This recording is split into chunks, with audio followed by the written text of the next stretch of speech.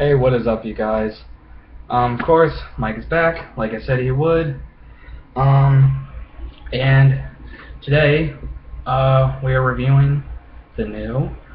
We're reviewing the new Lamb of God album, VII, Sturm Und Drang or something. I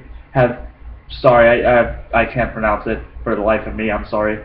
Yeah, like however the fuck to say it. But you know what album we're talking about. Anyway, so yeah, this album was anticipated for many months, and yeah, it came out yesterday, and we just got done listening to it a little bit ago, and we're gonna give you our thoughts on it. All right, go ahead and you can start. Of course, this is Lamb of God's first album since 2012 Resolution, and it's also the first album Lamb of God has made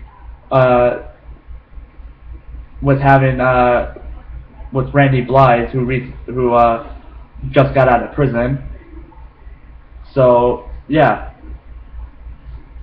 and going into this album, you instantly this is Lamb of God's I can say most personal album to date.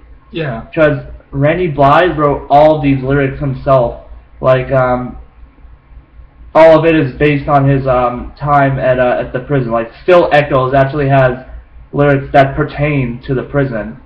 Yeah, and another personal song on here is the song Overlord, and the music video helps with the song too, because it basically talks about how people today in society are selfish. It shows this guy and this woman who are walking out in public. They're both looking down their phones 24/7.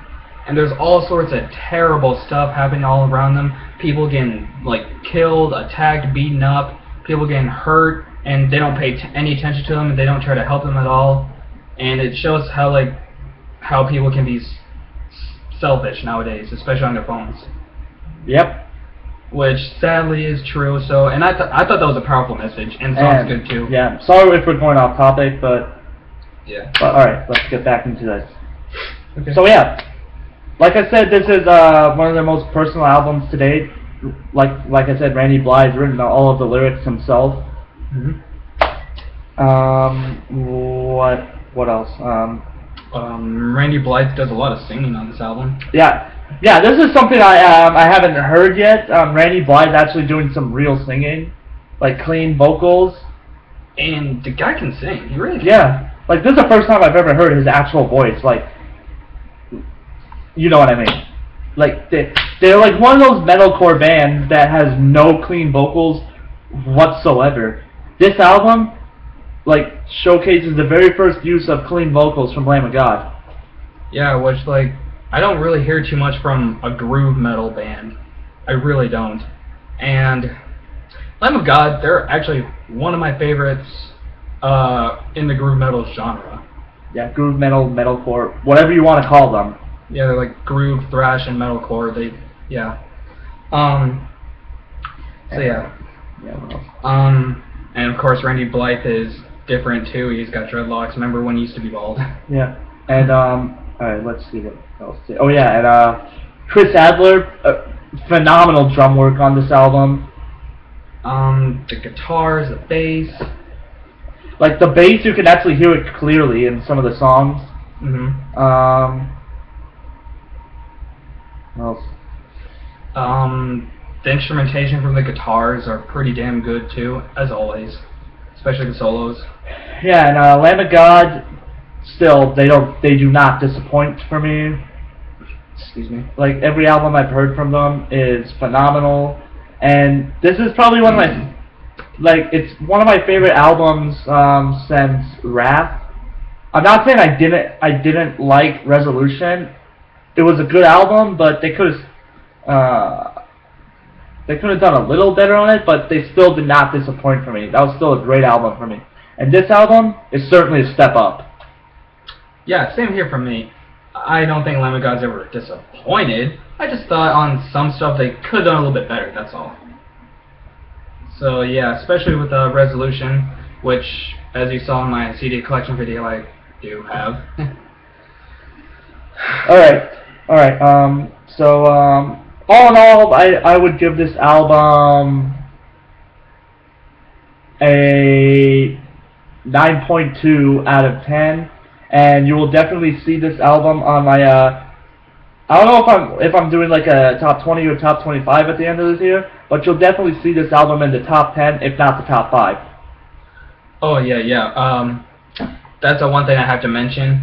At the end of the year, we're both doing our own separate lists for best albums of the year. He's doing like a 20, 25. I'm doing probably a 30. And for worst albums, we're just doing 10, just straight up 10. And there'll probably be some ties in that too. So yeah. And Sorry about that. And sorry we didn't do those videos last year. We were really lazy last December. Yeah. Okay, now my score. I'd probably give this album probably a straight up, I guess about an 8.3, 8.4. About a 8.3. So yeah. I thought this was a really good album. I really did. And definitely going to be in my top 30 of the year. And probably even top 20. So yeah. Great job, Lamb of God. And yeah, that concludes this review, guys. So yeah, as always, keep it metal. Yeah, keep it metal. Have a good night. And yeah, we'll see you whenever. And Mike, probably another couple weeks. Yeah. Oh, and we can't wait to hear Chris Adler's work with Megadeth pretty soon. Oh yeah, with Megadeth.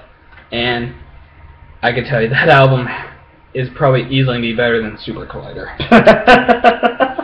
Yeah. We'll talk about that album another day. Alright, as always, keep it metal. Keep it metal. See you later. Peace.